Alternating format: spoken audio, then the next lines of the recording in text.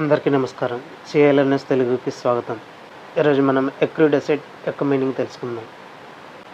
Acceptance వీడియోలో నేను చెప్పినటువంటి ఎగ్జాంపుల్లో మీరు సెల్లర్కి ల్యాప్టాప్ గాను ఇవ్వాల్సినటువంటి 50,000 రూపాయలకు గాను బిల్స్ ఆఫ్ ఎక్స్చేంజ్ యాక్సెప్ట్ చేశారని చెప్పేసి ఉదాహరణ కింద తీసుకున్నాం. ఏదైతే ఆ 50,000 రూపాయలు బిల్స్ రిసీవబుల్ అనేది ఉందో అది ఆ సెల్లర్కి ఎక్రూడ్ అసెట్ అవుతుంది. ఇంతకీ ఎక్రూడ్ అసెట్ అంటే మీనింగ్ ఏంటి? ఈ బిల్స్ రిసీవబుల్ అనేది ఎక్రూడ్ అసెట్ ఎలా అవుతుంది చూద్దాం పదండి.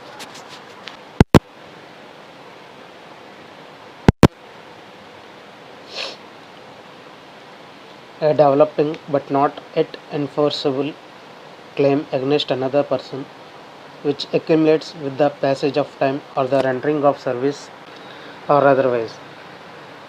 టైం గడిచిన తర్వాత కానీ సర్వీస్ ఇస్తూ ఉండి కంప్లీట్ అయిన తర్వాత కానీ ఇంకే కారణం వల్ల అయినట్టు కానీ దీనికి ఎగ్జాంపుల్ తర్వాత చూద్దాం. ఇంకో వ్యక్తి దగ్గర నుంచి మనకి క్యాష్ కానీ ఎకనామిక్ బెనిఫిట్ కానీ ఇంకేదన్నా అసెట్ కానీ టైం గడిచే కొద్ది కానీ సర్వీస్ ఇస్తున్న సమయంలో కానీ ఇంకే విధంగా అయినా కానీ తీసుకోగలిగే అర్హత వస్తుందో మన బిజినెస్కి, అది ఆ అసెట్ ఏదైతే డెవలపింగ్ స్టేజ్లో ఉందో దాన్ని మనం ఎక్రూడ్ అసెట్. యాక్సెప్టెన్స్ వీడియోలో చెప్పిన దాని ప్రకారం బిల్స్ ఆఫ్ ఎక్స్చేంజ్ అనేది ఆ బిల్ ఆఫ్ ఎక్స్చేంజ్ అనేది 3 నెలలకు డ్రా చేశారనుకున్నాం. కాబట్టి ఆ సెల్లర్ మీ దగ్గర నుంచి 3 నెలలు గడిచాక కానీ ఆ బిల్ ఆఫ్ ఎక్స్చేంజ్ తాలూకా డబ్బులు తీసుకోలేడు. అది టైం గడిచే కొద్దీ డెవలప్ అవుతుందే తప్ప ఇప్పుడు క్లెయిమ్ చేయగలిగే, అంటే మీ దగ్గర నుంచి డబ్బు తీసుకునే అర్హత పొందలేనటువంటి అసెట్ అన్నమాట. Or rendering of service. Suppose మీ బిజినెస్ అనేది ఇంకో పెద్ద బిజినెస్కి ఏజెన్సీ సర్వీసెస్ ప్రొవైడ్ చేస్తా, ఎంతైతే సేల్స్ ప్రొవైడ్ చేస్తున్నారో ఆ సేల్స్కి కమిషన్ బేసిస్ మీద మీరు సేల్స్ చేస్తున్నారు అనుకుందాం. అప్పుడు మీరు ఏదైతే ఏజెన్సీ సర్వీస్ ఇస్తున్నారో దానికి రావాల్సినటువంటి కమిషన్ అనేది సర్టెన్ అమౌంట్ ఆఫ్ సేల్స్ చేసిన తర్వాత ఇస్తారని చెప్పేసి అగ్రిమెంట్లో ఉందనుకుందాం. అలాంటప్పుడు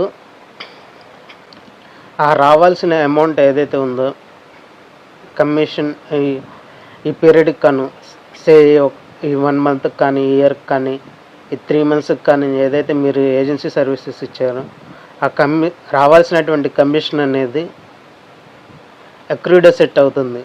కానీ మీరు దాన్ని ఏ బిజినెస్కి అయితే ఆ ఏజెన్సీ సర్వీసెస్ ఇస్తున్నారు ఆ బిజినెస్ దగ్గర నుంచి తీసుకునే అర్హత పొందినా సరే మీరు క్లెయిమ్ చేయలేరు ఆ అమౌంట్కి కాను. ఆర్ అదర్వైజ్ సపోజ్ మీరు ఏదైనా షాప్ కానీ రెంట్కి తీసుకోవాలన్నట్లయితే ఈ రోజుల్లో మనం అడ్వాన్స్ కట్టాల్సి వస్తుంది. అప్పుడు మీరేం చేస్తున్నారు, రెంట్ అనేది ముందుగానే పే చేస్తున్నారు, ప్రీ పేమెంట్ చేస్తున్నారు. కాబట్టి అది ప్రీపెయిడ్ రెంట్ అవుతుంది. అందాక ఎందుకండి రీఛార్జ్ ఏదైతే మీ ఫోన్కి రీఛార్జ్ చేయించుకుంటారో దానికి చేయించుకునేటువంటి రీఛార్జ్ అనేది ప్రీపెయిడ్ రీఛార్జ్ అంటారు. అంటే ముందుగానే కట్టేటువంటి, మీరు సేవలు పొందక ముందులే రీఛార్జ్ చేయించుకుంటున్నారు కాబట్టి దాన్ని ప్రీపెయిడ్ రీఛార్జ్ అంటారు. ఒకవేళ మీరు సేవలు పొందిన తర్వాత ఆ సేవలకు కానీ డబ్బు చెల్లించినట్లయితే దాన్ని పోస్ట్ పెయిడ్ రీఛార్జ్ అంటారు.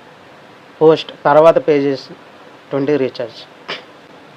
ఈ ప్రీపెయిడ్ రీఛార్జ్ అవనివ్వండి, ప్రీపెయిడ్ రెంట్ అవనివ్వండి,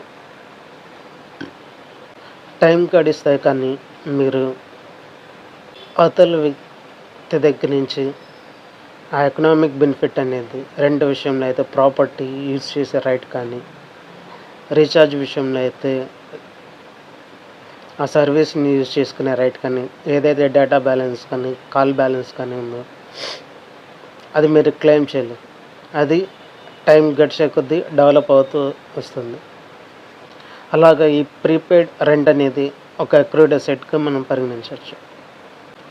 ఇందాక చెప్పిన ఎగ్జాంపుల్లో బిల్స్ రిసీవబుల్ కానివ్వండి, ఈ ప్రీపెయిడ్ రెంట్ కానివ్వండి, ఈ రెండు కూడా పర్సనల్ అకౌంట్సే, రిప్రజెంటేటివ్ పర్సనల్ అకౌంట్సే, ఒక పర్సన్ని రిప్రజెంట్ చేసేవి. కానీ ఎప్పుడైతే బ్యాలెన్స్ షీట్లో మనం వీటిని కన్సిడర్ చేస్తామో, ఫైనల్ అకౌంట్స్ ప్రిపేర్ చేసేటప్పుడు వీటిని మనం అక్రూడ్ అసెట్ కింద పరిగణిస్తాం. It may arise from the rendering of services, including the use of money, which at the date of accounting have been partly performed and are not yet billable. ఇందాక చెప్పిన ఎగ్జాంపుల్లో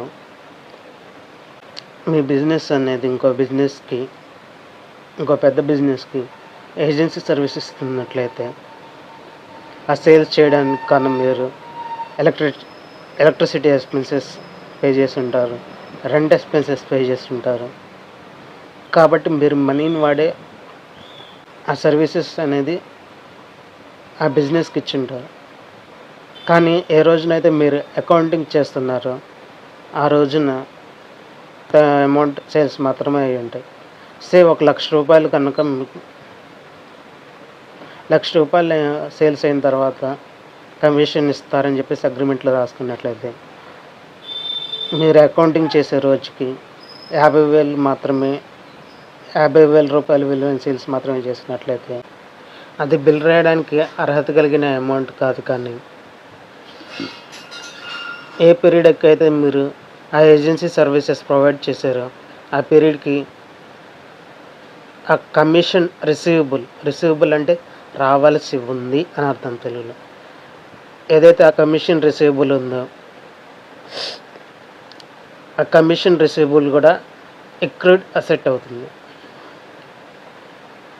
ఆ commission receivable agency services provide చేయడం ద్వారా రావాల్సి ఉంది, partly performance జరిగింది, money అనేది use చేశారు, కానీ బిల్ రాయడానికి అర్హత కలిగిన అమౌంట్ అయితే సేల్స్ జరగలేదు. కాబట్టి దీన్ని కూడా మనం అక్రూడ్ అసెట్ కింద బ్యాలెన్స్ షీట్లో కన్సిడర్ చేయొచ్చు.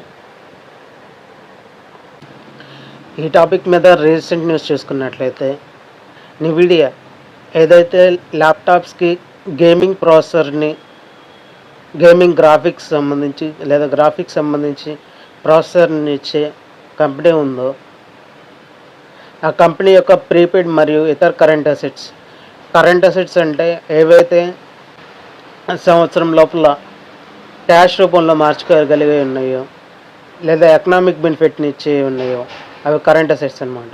ఎగ్జాంపుల్కి వచ్చేసి షార్ట్ టర్మ్ ఇన్వెస్ట్మెంట్స్, వేరే కంపెనీల్లో ఒక 3 monthsకి కానీ 6 monthsకి కానీ అమౌంట్ రియలైజ్ చేసుకోగలిగే ఇన్వెస్ట్మెంట్స్ ఉన్నాయో అవి ఒక కరెంట్ అసెట్ కింద పరిగణించవచ్చు. లేదంటే ఏదైనా కంపెనీకి less than 1 year లోన్ కనుక ప్రొవైడ్ చేసినట్లయితే ఆ NVIDIA కంపెనీ దాన్ని కూడా మనం కరెంట్ అసెట్ కింద పరిగణించవచ్చు. ఈ అదర్ కరెంట్ అసెట్స్ కానీ ప్రీపెయిడ్ ఎక్స్పెన్సెస్ ఇందాక చెప్పుకున్నట్లుగా ప్రీపెయిడ్ రెంట్ కానీ ప్రీపెయిడ్ ఇన్సూరెన్స్ కానీ, ఒక్కోసారి ఇన్సూరెన్స్ కూడా ముందుగానే పే చేసి ఉండొచ్చు వాళ్ళ ఎంప్లాయీస్ కోసం. $1,716 వాళ్ళ ఫైనాన్షియల్ స్టేట్మెంట్స్లో చూపించారు.